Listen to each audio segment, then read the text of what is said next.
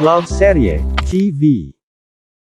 An Orphan Meets the Prince. Tunghayan na po natin ang huling bahagi. Nakarating kami sa isang mansyon na sigurado akong si Prince Yang ang nagmamay-ari. Pumasok ako sa loob. Yung kotse halos malaglag na yung mga mata ko sa sobrang laki nun. Dinaig pa ang isang castle sa fairy tale. Kung wala siguro ako sa sitwasyon ko ngayon, ay baka ma-enjoy ko at ma-appreciate ko ang bawat tanawin. Huminto yung kotse ni Prince Yang at sinalubong kami ng isang maid.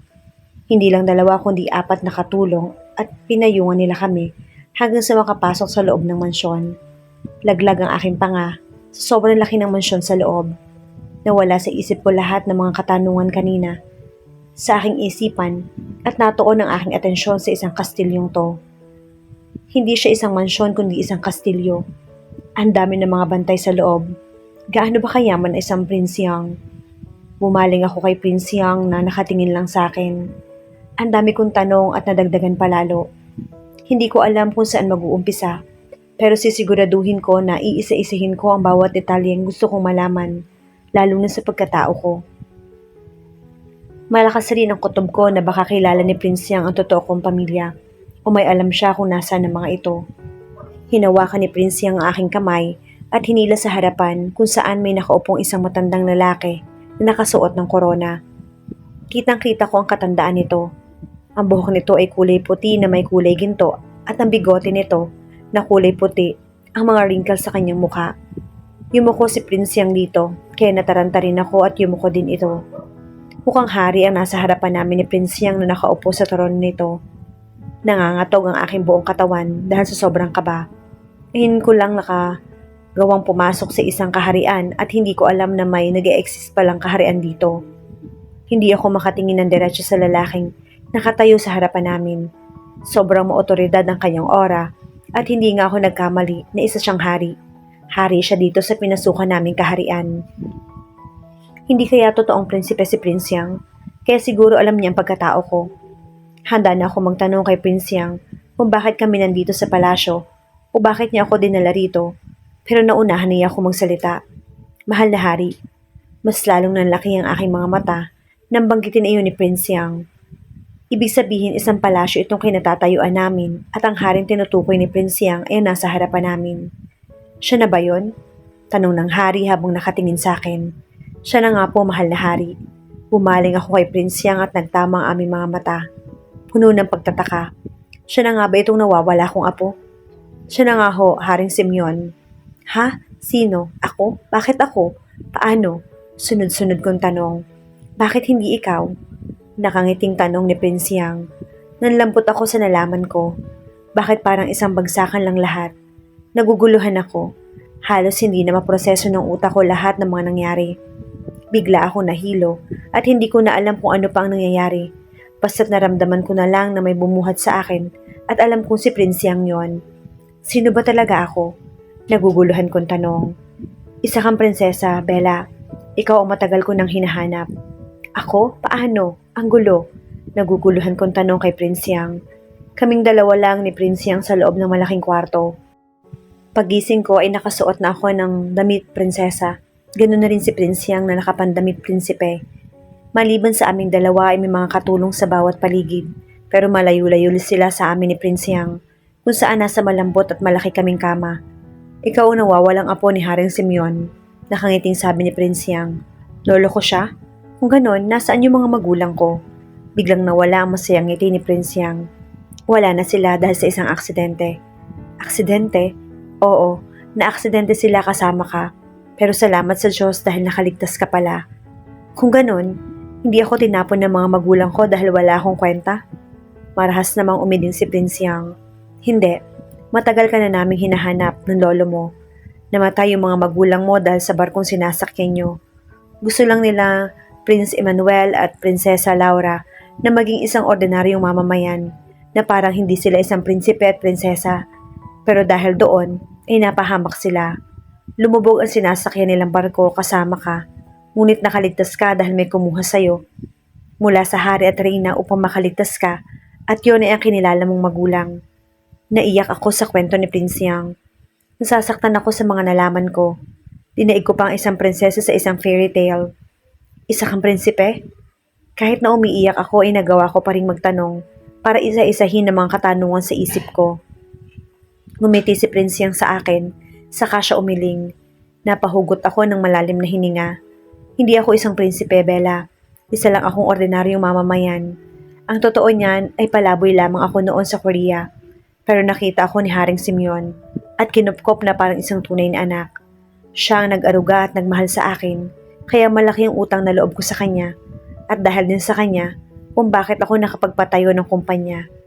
Patay na rin ang mga magulang ko kaya wala na akong choice, kundi ang maging isang palaboy. Parang may kung anong pumigas sa aking puso. Hindi ko alam kung ano ang nararamdaman ko. Ang awa ba o ang selos, pero hindi ko na yon ininda. Bagkos ay nagtanong muli ako. Simula nung umpisa, alam mo na? Tanong kong muli. Napakamot siya sa batok na parabang nahihiyang umamin. Umiling siya sa katumango. Hindi ko sinadyang makilala ka sa social media app. Pero nung nalaman ko nag-a-apply ka sa kumpanya ko, dun ko nalaman ang lahat. Tumango naman ako. Paano mo nalaman na ako yung nawawalang apo ng hari? Tanong ko kay Prince Yang. Actually, hindi ako nakahanap sa'yo, kundi ang lolo mo. Nalaman ko na lang kahapon, kaya hindi kita pinansin noon, dahil naguguluhan pa ako sa mga nangyayari. Hanggang sa mapatunayan kung ikaw nga ang nawawalang apo ni Haring Simeon. Pero may hinala rin ako na ikaw na nga ang nawawalang apo niya, dahil sa kulay ng buhok at idagdag mo pa yung kulay ng mga mata mo na kahawig sa iyong ama. Pwede ko bang makita sila? Kahit sa litrato lang? Tumango naman si Prince Yang at pinakita naman sa akin ang litrato ng mga tunay kong magulang. Hindi ka nakapagtataka dahil magkahawig ang aming buhok at ang aking ina at ang mata naman sa aking ama, pati rin yung kulay ng balat nito. Naiiyak ako dahil sa wakas ay nakita ko rin sila. Niyakap ko yung kahit palitrato lang ang kayakap ko. Napahikbi ako dahil sa pag-iyak hanggang sa humupa na rin ang pangungulila ko sa mga magulang ko at tumahan na rin. Pinunasan ko ang aking pisngi. At saka nga pala, yung tungkol sa ex kong si Ruth, ang totoo niyan kasi, napakamot ulit siya sa batok. Matagal ka na naming hinahanap, kaya ang akala ko ay si Ruth ang nawawalang apo ni Haring Simeon dahil may pagkakahawig siya sa mga magulang mo. Tumikim siya, kaso nagkamali ako. So, minahal mo si Ruth kasi akala mo siya yung prinsesa? Napataas ang kilay ko. Hindi naman sa ganun, pero inakala ko kasing ikaw siya. Kaya masyado ako naguluhan sa sarili ko at agad siyang minahal. Namula siya sa pag-amin niya. Sana mapatawad mo ako. Napangiti na lang ako sa ginagawa niya, para siyang batang napagalitan. Hinawakan ko ang kanyang kamay kaya napaangat siya ng tingin sa akin, saka akong ngumiti sa kanya. Thank you. Nakangiti kong sabi. Hindi nga ako galit. Umiling naman ako habang nakangiti pa rin. Hindi ako galit. Bakit naman ako magagalit sa'yo? Ikaw ang tumulong sa akin lumaban at tinanggap ako ng buo. Dahil sa iyo namulat ako sa katotohanan. Salamat, Prince Yang. Pagkuwan ay ngumiti na rin siya. Siguro nga, mga pagsubok ko lang yon at dahil sa iyo nakabangon ako. Wala kang dapat na ipagpasalamat sa akin. Malaki rin ang utang ko sa iyo. Isa kang prinsesa kaya kailangan ko yung gampanan dahil magsasalita na sana si Prince Yang kaso pumasok na sa loob ng kwarto yung matanda. At iyon ay ang totoo kong kadugo. Pamilya at ang aking lolo Simeon. Are you okay now, my princess? Tanong nito sa akin. Tumango naman ako. Hindi ko alam pero pumatak na naman ang aking mga luha. Dahil sa pinaghalo-halong emosyon. Pero nang ibabaw na sa akin ngayon ay ang saya. Ito na ang bagong simula para makabangon. Sa sakit na dulot ng nakaraan. Lumapit ako kay lolo saka ko siya mahigpit na niyakap. Halatang nagulat siya sa ginawa ko. Pero kinalaunan ay natuwa rin siya at niyakap ako pabalik na taos-pusong may pagmamahal. Tumingin ako kay Prince Yang na nakangiti lamang sa amin ni Lolo. Pinalapit ko siya sa amin saka ko sila niyakap at masaya naman silang niyakap ako pabalik. Nagkaroon ng kasiyahan sa loob ng palasyo. Naghandaan lahat pati na rin kami. Inianunsyo ni Lolo sa buong lalawigan ang aking pagbabalik sa kaharian. Hindi ko akalain na ako palang nawawalang apo ni Haring Simeon na dati binabaliwala ko lamang dahil ang akala ko'y gawa-gawa lang. Hanggang sa mapatunayan na ako nga ang nawawalang apo ni Haring Simeon. Masaya ang lahat at may engrandeng kasiyahang naganap. Pa-welcome party sa akin. Hindi ko naman ito pinangarap o inasam. Ang gusto ko lang naman noon ay matanggap at tratuhin ako nila Chang, na tunay na pamilya tulad ng pagkupkup sa akin nila mama at papa. Inimbita ko rin sila sa party pero hindi ako mismo ang pumunta sa kanila. Baka kasi sabihin ay nagmamayabang na naman ako dahil isa akong prinsesa. Pero kahit papaano ay naging bahagi na sila ng buhay ko kahit pa hindi ganoon kaganda. Hanggang sumapit ang oras ng kasiyahan ay tuluyan ng inianunsyo sa publiko na ako ang nawawalang prinsesa nila Prinsipe Emmanuel at Prinsesa Laura. Lahat ay natuwa at nagulat sa aking pagbabalik. Ultimo sila Chang ay nagulat. "Are you okay?" Tanong sa akin ni Prince Yang nakatabi ko sa upuan. Kinakabahan ako, ang daming tao. Pag-amin ko, natural lang yan. Dahil isa kang prinsesa, nakangiting hayag ng prinsipe. Hinawakan ni Prince Yang ang aking kamay hanggang sa magsayawan ang mga tao. Halo-halo ang mga nasa palasyo. Mayroong mga bisitang prinsesa at prinsipe at mayroong mga ordinaryong tao. Isinayaw ako ni Prince Yang sa gitna ng mga nakapalibot na tao. Hindi ako makapaniwalang may totoong fairy tale pa na nag-e-exist sa ngayon. Sa katunayan, lahat naman tayo ay may kanya-kanyang kwento sa buhay at ikaw ang bida sa kwento na iyon. May mga pagsubok kang pagdaraanan para matuto ka sa isang bagay at dahil isa ako sa mga yon, marami akong natutuhan sa aking buhay at isa na roon ay huwag sumuko sa bawat pagsubok. Dahil once na sumuko ka, hindi ka mananalo sa pagsubok na kinakaharap mo. At naniniwala naman ako na walang pagsubok na walang kayang lampasan. Lahat ng pagsubok, kaya nating lampasan, kaya kailangan nating lumaban. Ayos lang kung pagod ka na pero wag na wag ka pa rin susuko sa naumpisahan mong laban. Nakatingin lang ako sa mga mata ni Prince Yang habang sumasayaw kami sa gitna ng mga nakapaligid na tao. Nakasuot ako ng gown na kulay itim na kumikinang at sobrang ganda nun. Ganon din si Prince Yang na nakasuot ng pamprinsipeng damit. Sobrang ganda mo talaga. Hayag ni Prince Yang. Ramdam ko ang pamumula ng pisngi ko. Salamat. Iyon na lamang ang nasabi ko. Nakalugay ang aking kulot na buhok habang may nakasuot sa aking korona na kanina isinuot sa akin ni Lolo sa harapan ng maraming tao. Nilapitan ako kanina nila Chang at Star pero hinarang sila ng mga kawal. Kaya ako na lang ang kusang lumapit sa kanila. Umiiyak si Chang at humingi ng tawad sa akin. Ganon din si Star. Hindi ko alam kung totoo ba ang paghingi nila ng tawad sa akin o sadyang takot lang sila dahil nalaman nilang isa akong prinsesa. Pero kahit ano pa man ang dahilan, sino ba naman ako para hindi sila patawarin? Pinatawad ko sila bago pa nag-umpisa ang kasiyahan. Nakita ko sa isang tabi ang kambal ni Star at sinasayaw siya ng isang prinsipe, kaya napangiti na lamang ako.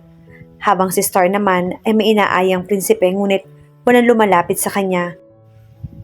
Bagkos nilalayuan siya ng mga ito.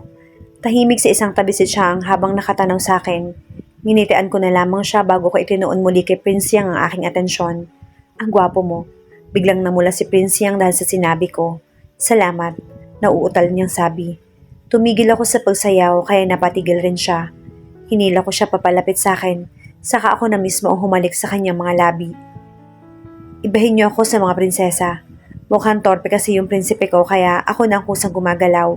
Ang tagal mo eh. Bulong ko sa mga labi niya. Halatang nagulat siya sa ginawa ko at sa sinabi ko. Napangisi na lang ako. Ano ba yan? Hindi mo pa ba ako lubos na kilala?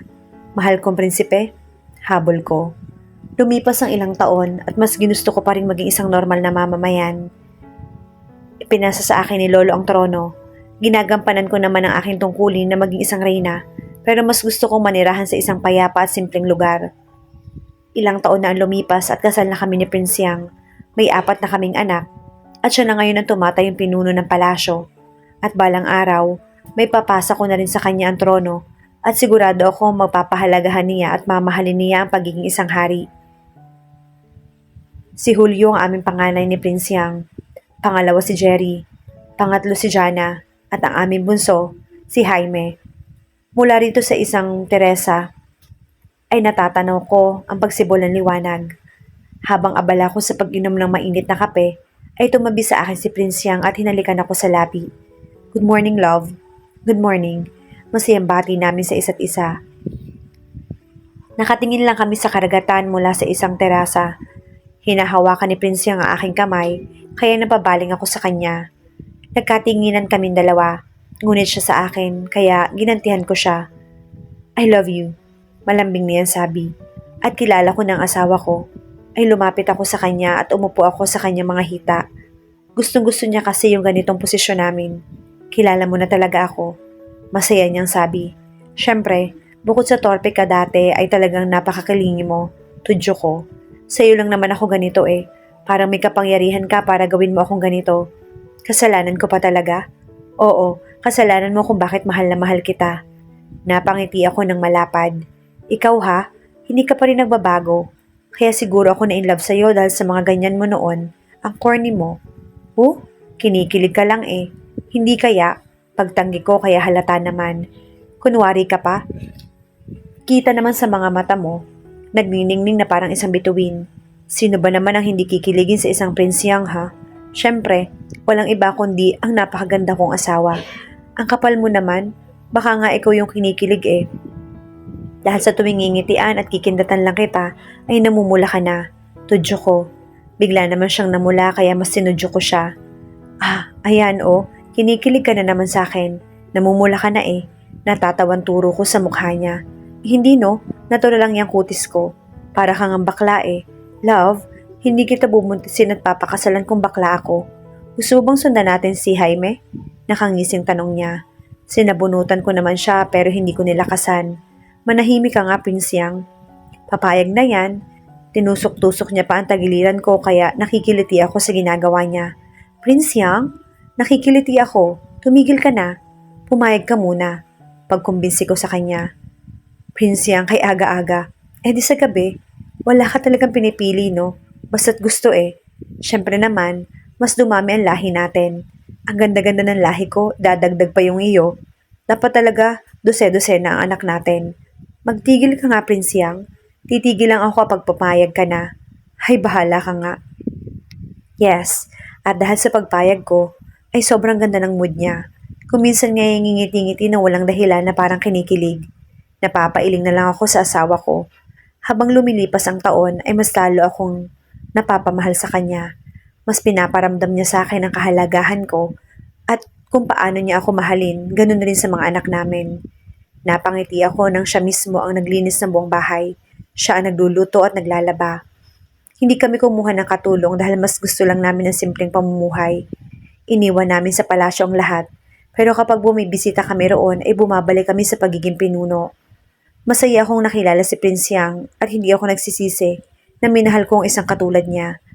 Pinagmasdan ko lang siya habang pinapatulog niya yung bunso naming anak. Sinasayaw niya ito para makatulog na ito. At nang makatulog na ang bunso namin, ay inilagay niya na ito sa crib. Saka naman siya lumapit sa akin. Isinama ni Julio ang mga kapatid niya sa palasyo, kaya solo natin tong bahay na to. Paliwanag niya. Love, parang sumasakit yung buong katawan ko. Nakangusong sabi niya. Medyo naawa nga ako sa kanya dahil siya ang gumagawa ng lahat, habang ako ay nakamasid lamang sa kanya dahil ayaw niya akong tumulong sa kanya. Nagpapa-impress siguro para hindi ko bawiin yung pagpayag ko. Hinilot ko naman siya para naman guminhawa yung kanyang pakiramdam hanggang sa makatulog siya. Hinimas-himas ko ang kanyang buhok habang nakaunan siya sa hita ko. Mahimbing na siyang natutulog dahil sa pagod. Lumipas ang gabi at doon nga kami napunta sa kagustuhan niyang mangyari. Hinalik-halikan niya ako sa buong mukha ko bago niya akong initian. Masasabi ko talagang mahal na mahal talaga ako ni Prince Yang. Sa bawat araw na lumilipas, walang araw na hindi niya pinapakita sa akin kung gaano niya ako kamahal at kung paano niya kami pinapahalagahan. Mahal na mahal niya kami ng mga anak niya at ganun din rin ako sa kanila. Wala na akong hinihiling pa dahil nasa akin ang lahat. Masaya ako dahil minahal ako ni Prince Yang at masaya ako dahil siya ang naging asawa ko. Hindi niya ako hinayaan. Hindi niya ako pinabayaan. Hindi niya ako sinasaktan bagkus mas minamahal pa. Wala akong makitang Prince Yang kundi ang nag-iisang asawa ko lamang. Kung pwede lang panghabang buhay ay gagawin ko. Kung may reincarnation man ay gusto kong si Prince Yang ulit ang maging kabiyak ko. Gusto kong siya ulit ang mamahalin ko. Hindi ako magsasawang mahalin si Prince Yang dahil kahit kailan ay hindi niya ako pinagpalit sa kung sino mang babae. Kahit pa may mas maganda sa akin, mas sexy, mas matalino, at mas maputi, ay hindi pumapasok sa isip niyang ipalit ako sa iba. Mas gusto niyang ako lagi ang tinititigan niya, kaya siguro laging kinikilig sa akin. Ang bango naman ng asawa ko. Halatang nag-ready ha. Tudyo niya. Siyempre naman, dahil ikaw ang gumawa ng gawain bahay, premyo mo, ako, at bonus ang pagsunod ko sa iyo ngayong gabi. Napasuntok naman siya sa hangin dahil sa tuwa. Yes, tuwang-tuwa ah. Siyempre naman, ano kaya? Araw-araw na lang kaya ako maglinis ng bahay para laging may premyo. Loko ka ha, lalo kung ikaw yung premyo. Napailing na lang ako sa inaasal niya. I love you, mahal. I love you too. Tara na, tulog na ang anak natin. Travel na tayo. Excited na ako eh. Saan mo gustong unang pumunta? Gamit lang mahiwagang kama. Sinusuntok ko siya sa braso habang naiiling na sumunod sa kanya, paakyat ng kwarto. At dahil excited nga siya sa travel namin, ay binuhat niya ako kaya impit akong napatali. Saka siya mabilis na pumasok sa loob ng kwarto at inilak iyon. Tunay nga na hindi natin masasabi ang kapalaran ng isang tao. Hindi rin tayo maaaring pumili ng taong mamahalin at magmamahal sa atin. Tulad ng buhay ng prinsesang ito, naging mahiwaga ang takbo ng kanyang buhay. Maraming pagsubok na dinaanan pero kanyang nalampasan. Naway nakapagdulot ng panibagong inspirasyon sa buhay ang kwentong ito na aming inihatid. Asahan ninyo ang mga paparating pang kwento sa channel na ito. Shout out sa lahat nating masugid na taga-subaybay. Maraming salamat po sa patuloy ninyong pagsama sa amin. Hanggang sa muli, mag-ingat po tayong lahat.